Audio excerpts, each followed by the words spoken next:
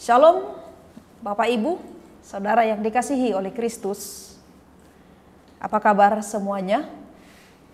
Semoga para pendengar setia dari firman Tuhan ini semuanya dalam keadaan sehat dan dalam lindungan Tuhan.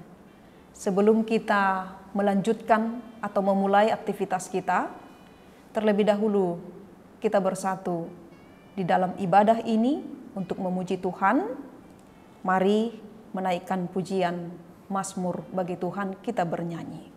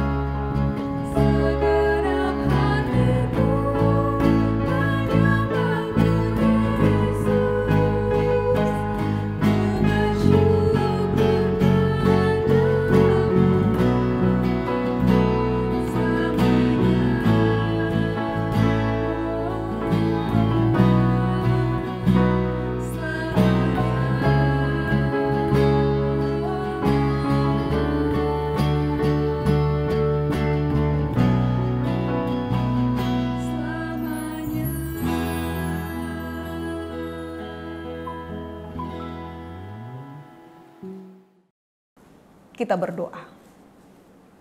Pada hari ini Tuhan, kami datang ke hadapan-Mu untuk bersyukur dan berterima kasih atas kebaikan-Mu dalam hidup kami yang memperbolehkan kami untuk menerima anugerah melalui kesehatan dan kekuatan untuk kami pakai satu hari ini.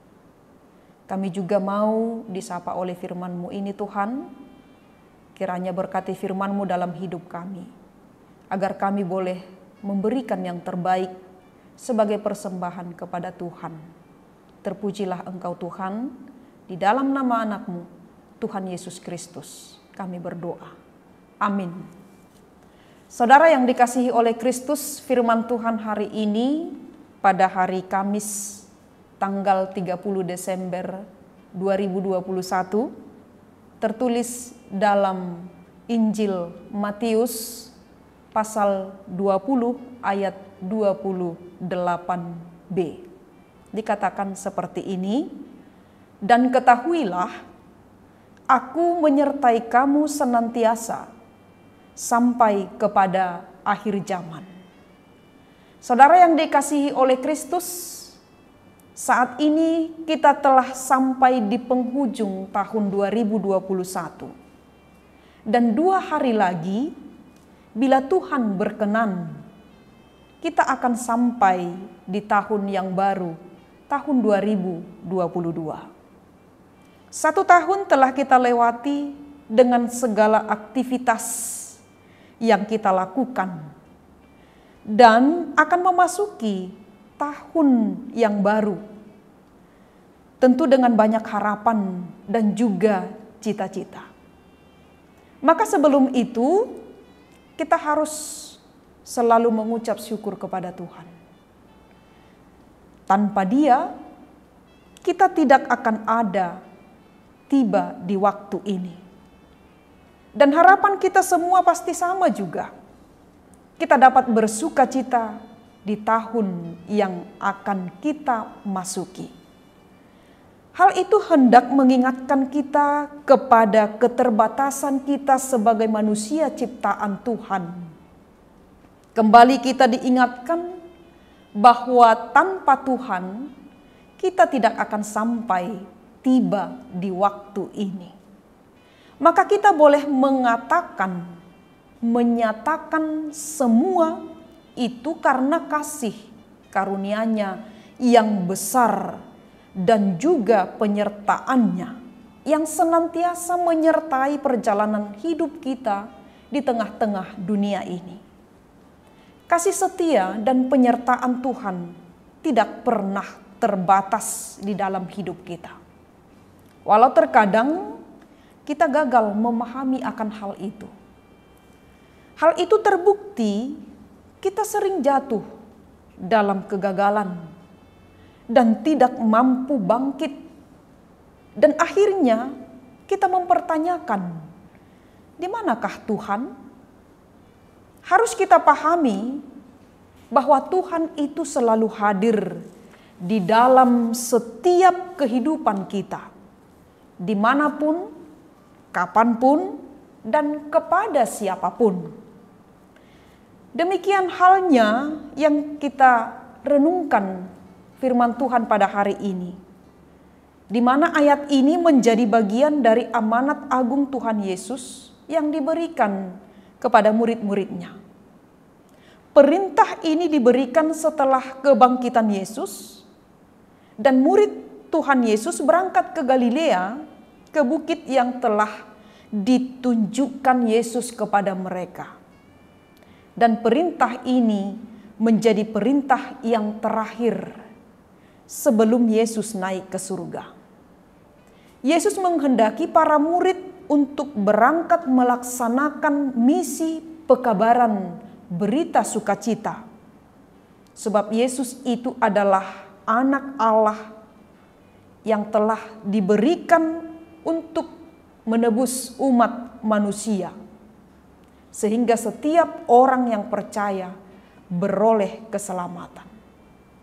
Yesus telah mengalahkan segala kuasa di bumi, termasuk kuasa maut. Sehingga hal itu menjadi jaminan kepada semua orang bahwa Tuhan penuh dengan kuasa. Maka barang siapa yang percaya akan diselamatkan dan melihat kemuliaan Tuhan. Dengan misi pekabaran berita sukacita, Yesus menghendaki para murid untuk menjadikan semua bangsa menjadi murid-Nya, membaptis dan mengajar mereka melakukan segala sesuatu yang diperintahkan oleh Tuhan. Tanggung jawab yang besar yang diemban oleh para murid itu saat itu menjadi bagian dari tugas tanggung jawab kita sekarang.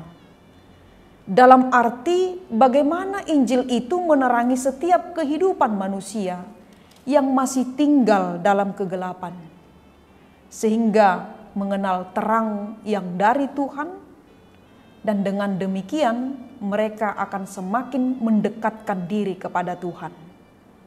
Barang siapa yang menerima Injil akan dimampukan untuk melakukan setiap kehendak Bapa, mengetahui yang baik dan juga mana yang benar.